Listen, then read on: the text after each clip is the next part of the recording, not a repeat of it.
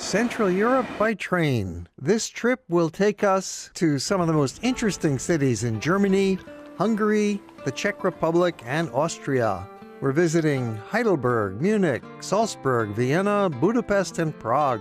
We're presenting you here a summary of the trip, showing you how you can do it. You'll find these fascinating cities are loaded with wonderful attractions. Castles, palaces, cobblestone streets, and medieval markets abound in the historic towns in each of our destinations, and we will take the time to see them properly. Traveling by first-class train and staying in centrally located hotels will give us the luxury to really experience the local culture and see it as it really is. Heidelberg is the first city in our tour. Heidelberg is one of the prettiest and best preserved towns in all of Germany, set in picture postcard perfection alongside the Neckar River with a classic castle towering above. Filled with old world charm, it's almost like a fantasy version of an ancient German town or something dreamed up by Disney, but this is the real thing. Heidelberg's historic center of picturesque early 18th century buildings, about 1 mile long and 4 blocks wide, is an ideal-sized pedestrian zone to explore on foot. Heidelberg has a pleasant, old-fashioned appearance with charming 4-story buildings that share a similar architecture of matching facades and harmonious earth-tone color schemes topped with clay tile red roofs. No two buildings are exactly alike, and yet they all blend seamlessly in a simple Baroque style. While the exteriors may be centuries old, they are maintained spotlessly with fresh paint and modern fixtures.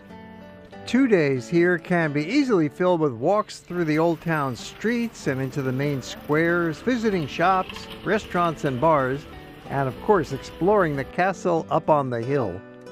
The #1 destination for every visitor to Heidelberg is the castle.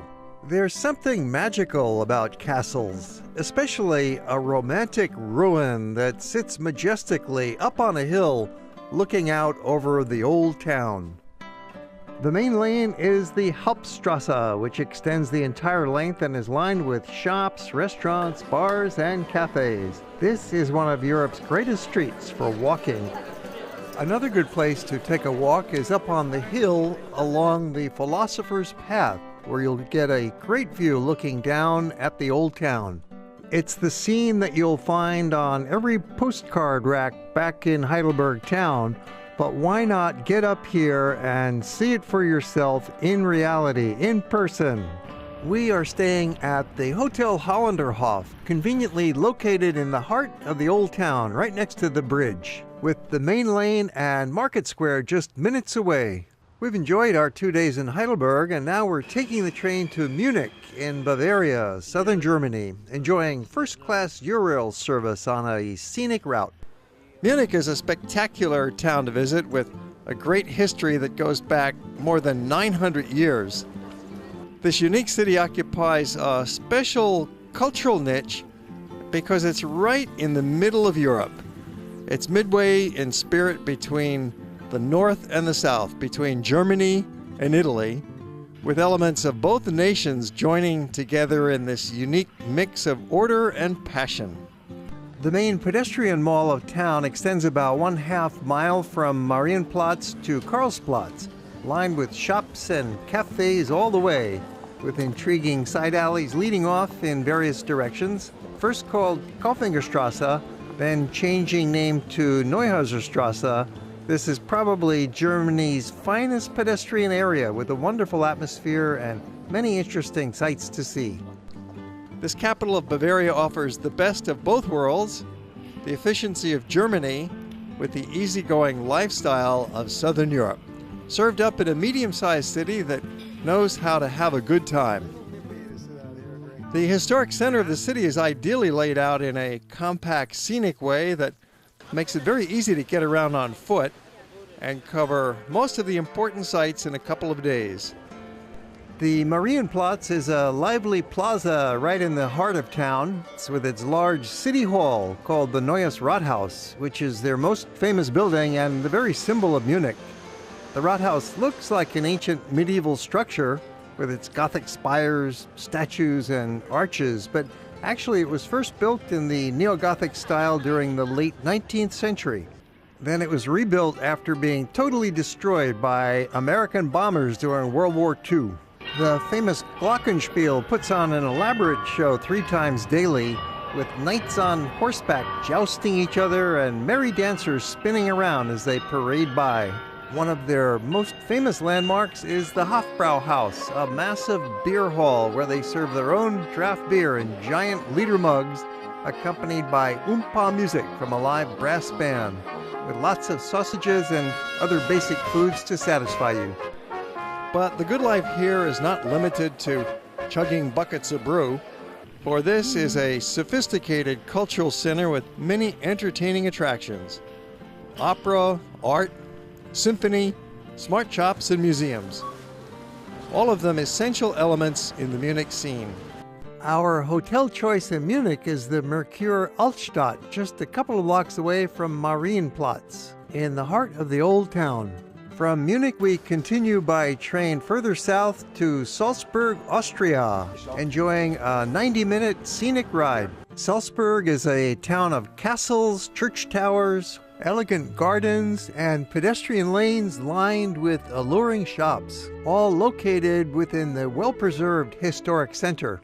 Nestled in the alpine foothills of north-central Austria, this cozy town is a UNESCO World Heritage Site and has been ranked among the world's top 20 cities by Condé Nast and Travel and Leisure magazines.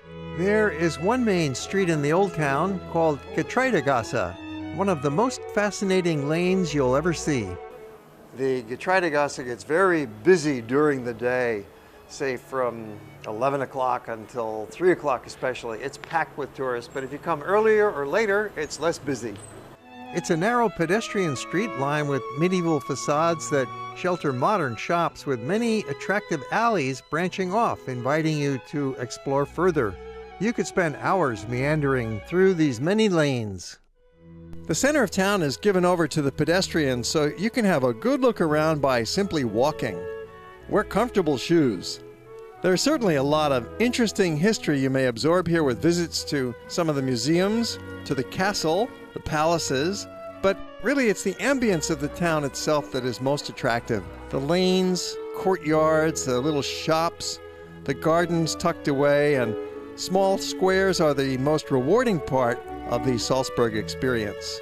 The cathedral is magnificent because Salzburg was founded and nurtured by the Catholic Church and was ruled by bishops rather than secular nobility. Considered to be the finest early Baroque church north of the Alps, it was built in the early 1600s. Much of the interior artworks were added in the following century, resulting in a rich display of ceiling murals, statues, and stucco design. You will really enjoy a visit to the Castle on the Hill, the famous Hohensalzburg fortress. This citadel is claimed to be the largest and best preserved medieval castle in Europe. It's not enough to just simply look at it from down below. You need to go up and walk through the grounds and perhaps pay admission to visit inside the excellent historical museum. Then step out on the terrace for a grand vista. Well, behind me you get a classic view looking down into the old town of Salzburg. From up here, you'll see how large the cathedral is, and yet the old town is relatively small. In the distance is the Mirabel Gardens across the river where we're going next. The beautifully manicured flower beds are ablaze with bright red and yellow colors that contrast sharply with the expanse of green lawns, interspersed with many statues and large fountains.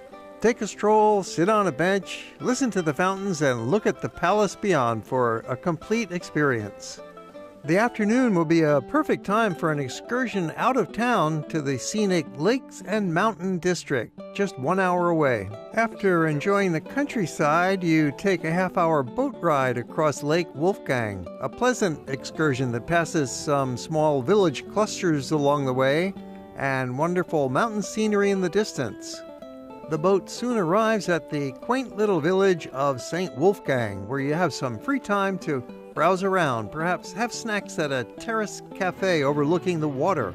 The hotel in Salzburg that we love to use is the 5-star Goldener Hirsch. It serves a great breakfast, has a friendly staff, and it's right on the main pedestrian lane, the Getreidegasse. From Salzburg, we continue our journey through Central Europe by train, traveling to the capital of Austria, Vienna. Vienna is a historic and yet modern city. It's a living museum of monuments and memories connected to a long, rich history, but also a sophisticated place with glamour shops and cutting-edge design. Here we'll present the major sites that you should not miss and then point you to the little back alleys and minor attractions where you can get away from the tourist mobs and discover the real heart and soul of the city. The vast ensemble of visitor attractions in Vienna is actually very compact, covering about 1 square mile, so you can easily see it all in 3 well-planned days. Here's a quick summary of how to spend 3 days in Vienna. Our suggestions for your 3 days in Vienna will keep you busy having fun and give some structure to your visit, but this is a loose schedule that allows plenty of free time for you to pursue your own interests. On the first day, walk the main pedestrian wall of the city along the Kartnerstrasse and Graben. The Graben is the main lane of the elegant pedestrian zone that extends through the middle of town. It's lined with the most glamorous shops, restaurants, and cafes, and framed by elaborate building facades. People love sitting outdoors here in nice weather. In the early evening, it's quite beautiful with the twilight and street lights and lots of people out. You'll find some musicians on the street, and the shops are open, cafes are going. It's the perfect time and place for a stroll. At night, many of Vienna's monumental buildings are beautifully illuminated, so it's a great time to go walking around, such as to see Karlskirche and the Opera right in the heart of town. You'll also enjoy taking a tram ride around the Ring Road and spend the afternoon immersed in splendid art at the Kunsthistorisches Museum. This museum has one of the finest art collections in the world, with particular strength in paintings of the old masters. Its spectacular architecture begins with the front staircase and continues throughout the building. Notice this elegant cafe with a dome looking something like that of a church. On day 2, we can visit Schönbrunn Palace and Gardens, the glorious residence of the Habsburgs. Similar to Versailles, Schönbrunn is a highlight of any visit to Vienna. And after Schönbrunn, we can visit the Belvedere Palace, a fine art museum with glorious gardens that we can stroll through, leading back into downtown. In the afternoon, we'll take another walk in the pedestrian zone. Wandering in the little quiet lanes can be a profoundly moving experience if you pick the right places and don't just randomly get lost in some boring streets. St. Stephen's Cathedral, symbol of Vienna, was first constructed early in the 12th century. Unlike many other Gothic churches, the interior is quite bright, with light shining through large, clear windows revealing the many artistic treasures within. On day 3, there are plenty of other things that could keep you busy in Vienna, for this grand capital has so much to offer. Such as you could visit the old imperial palace of the Habsburgs, which has grown over the last 600 years into the largest structure in town with nearly 2,500 rooms. Perhaps come back to the palace in the evening for a concert of classical music. In Austria, you will find pastry shops galore, and they take extreme pride in creating these artistic visions. Demel is certainly one of the most famous pastry shops in the world, and it's not just for tourists. So this is a treat for everybody.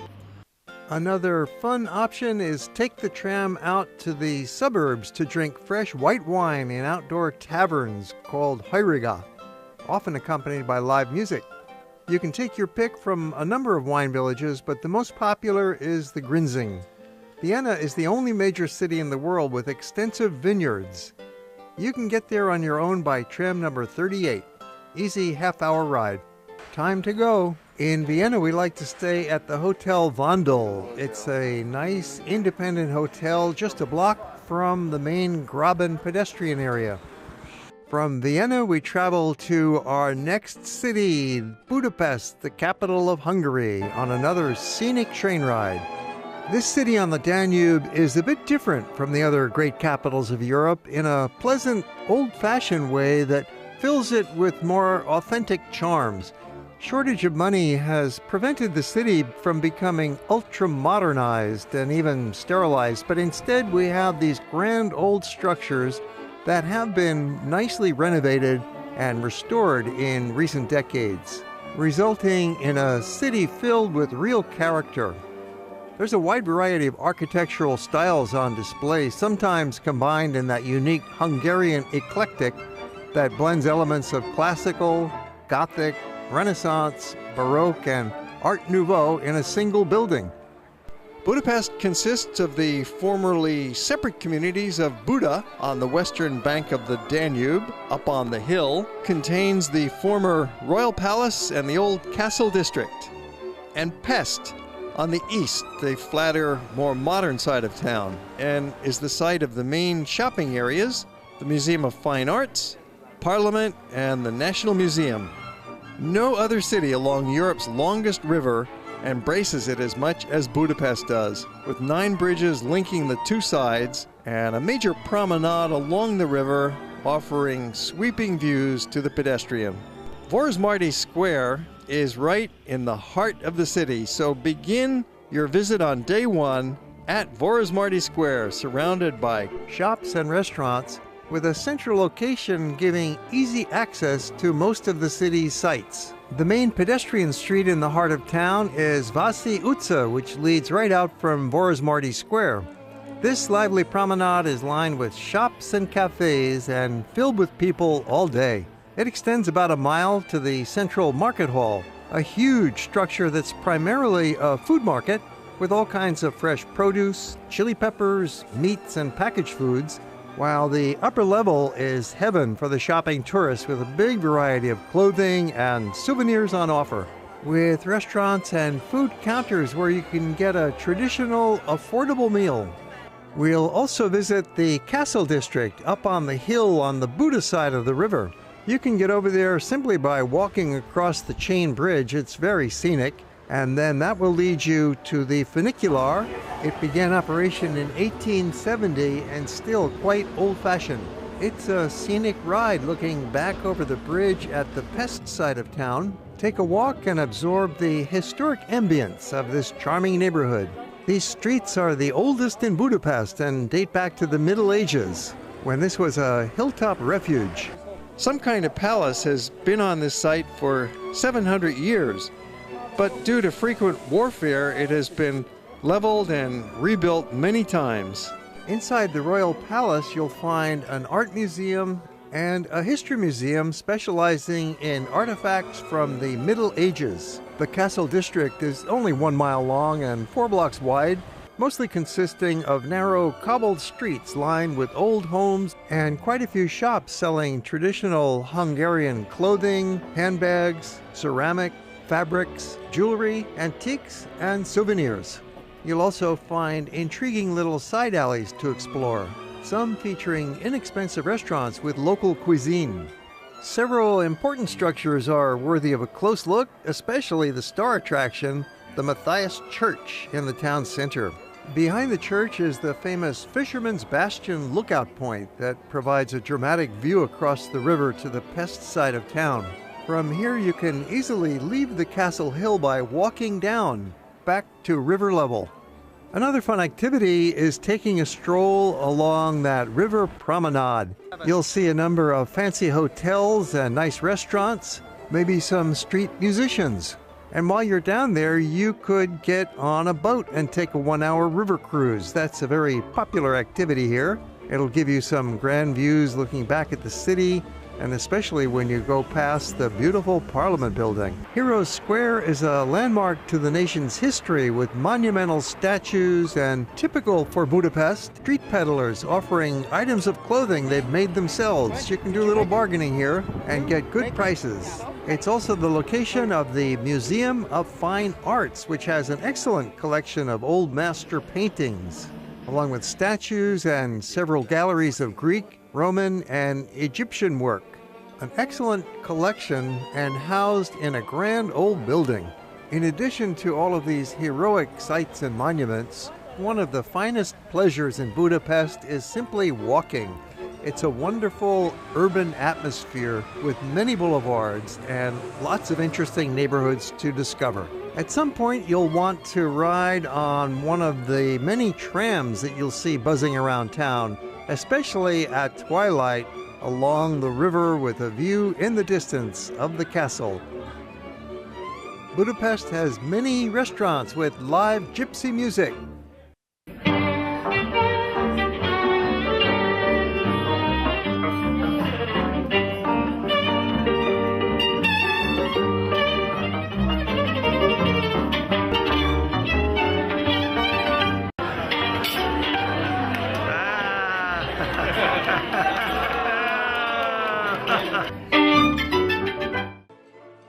Carpathia restaurant is 130 years old. Here's a little taste and we'll show you some more of their music at the end of the program.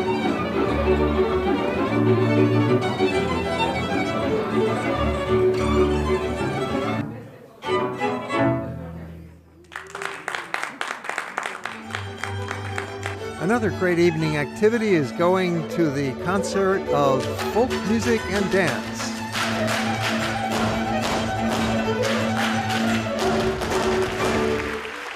After 2 wonderful days here enjoying the 5-star luxury of our Sofitel Hotel, located right next to the Chain Bridge, we take a train to the final city of our tour, Prague, capital of the Czech Republic.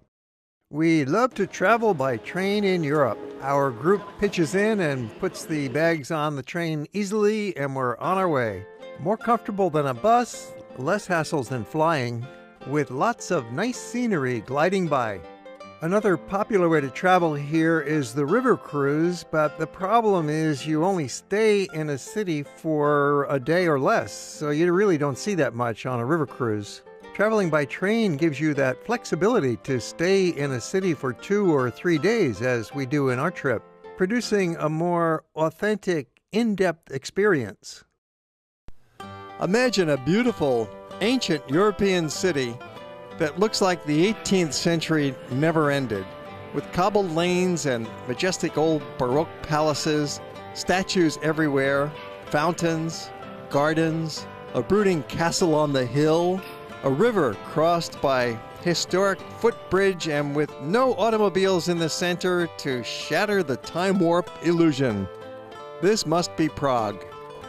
Capital of the Czech Republic, Prague is one of the most picturesque and interesting cities in Europe.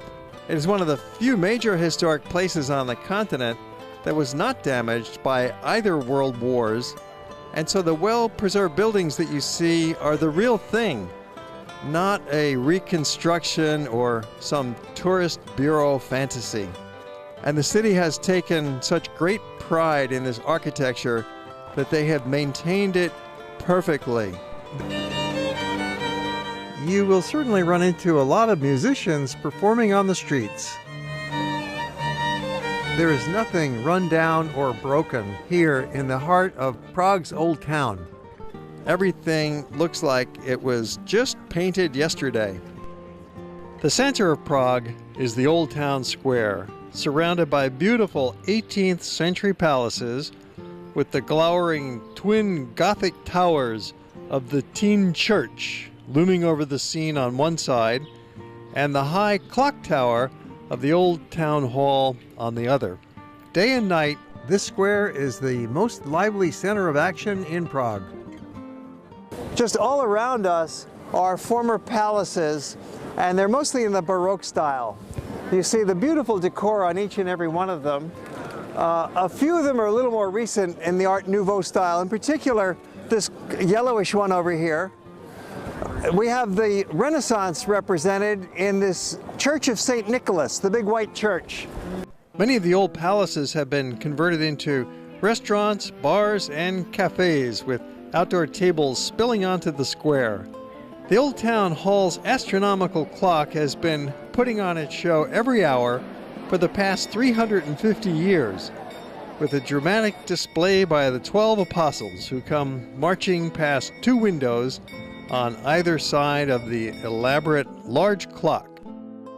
There's always a big crowd that gathers on the hour for the show, and watching the people is part of the fun of being here at this spectacle. It's over before you know it, and you're on your way.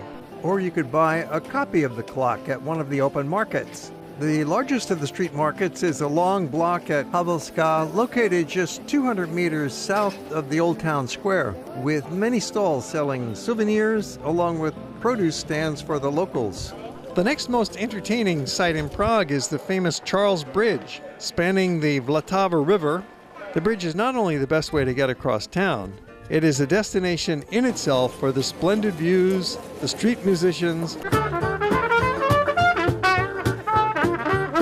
and the shopping from the outdoor kiosks that stretch along its 500-yard length. On the other side of the river, you'll find Prague Castle, high up on the hill where the city began, way back in the 9th century. The primary sites in the castle are the St. Vitus Cathedral and the Royal Palace and the Golden Lane, all of which should keep you busy for a couple of hours or more, especially if you want to see every nook and cranny. St. Vitus Cathedral takes its place as one of the great Gothic churches of Europe, with vast pinnacles soaring high above the huge nave. It's 400 feet long and 200 feet wide, making this the largest church in the country. It was built over an incredible 600-year period and was not completed until early in the 20th century. Well, when you finish the castle, the best thing to do is exit from the back gate. There's the long castle staircase that will lead you downhill to the Malestrana, which is a most historic neighborhood that it feels like a peaceful little village from times gone by. We'll keep walking straight through to the lush green park of Kampa Island. It's an island surrounded by the river and a canal, and it's a very exclusive part of town. From Kampa Island, you get a great view of the Charles Bridge and the old town with its towers and domes. It's refreshing to be out of the city for a moment as you stroll through the lawn. There's undoubtedly dogs running around. There's an old water wheel that still turns on the side of an abandoned mill. Prague is a walker's city that invites detours and digressions. The whole neighborhood is ideal for the aimless stroll. Shoppers will find many small stores offering local crafts, clothing, and antiques. You'll probably run into some artists displaying their work on sidewalk stalls. Another good reason to have enough time to go wandering in the little back streets rather than only focusing on the main tourist sites. The historic center is a labyrinth filled with quiet, narrow alleys, little squares, charming old buildings, and numerous mid-block covered lanes and passages that lead you through little courtyards, providing glimpses of behind-the-scenes life in the city. Prague is even more magical just after sunset in the twilight, when the lights come on and you still have that deep blue color of the sky. The buildings are lit up beautifully. A couple of the best places to experience that are the Old Town Square and the Charles Bridge. Find a little cafe terrace near the bridge and enjoy the grand vista of the castle. One of the great views in Prague, perhaps the best view, is at this spot where you can see the bridge at twilight and the castle and the cathedral beyond. It makes a nice way to complete your visit to Prague. We have reached the final morning with time for breakfast before we depart to the airport and fly home. Our small group of 17 people has been staying together for the last 2 weeks on a tour that started way back in Heidelberg, Germany. Always nice to enjoy breakfast at our centrally located hotels. In Prague, we've been staying at the Hotel Maximilian. It's right in the old town of central Prague, just a few blocks away from the old town square. Very comfortable, modernized, small boutique-style hotel with an excellent breakfast. And that concludes our brief summary look at this grand tour of Central Europe from Heidelberg to Prague by train. Also visiting Munich, Salzburg, Vienna, and Budapest. While we listen to a little more gypsy music from Carpathia Restaurant in Budapest, I have some suggestions for you about this trip. If you'd like detailed information about how you can do this trip yourself, either alone or with a group, look at our website, toursbytrain.com, for some practical information that you can use in taking a trip like this. And there you'll find the itinerary with lots of specific information, including many videos and a free 100-page book all about this trip that we're giving away. Also itineraries for some other trips through Europe by train that you might be interested in taking for yourself. We're happy to freely share this kind of travel information so that you can get the most out of your journeys.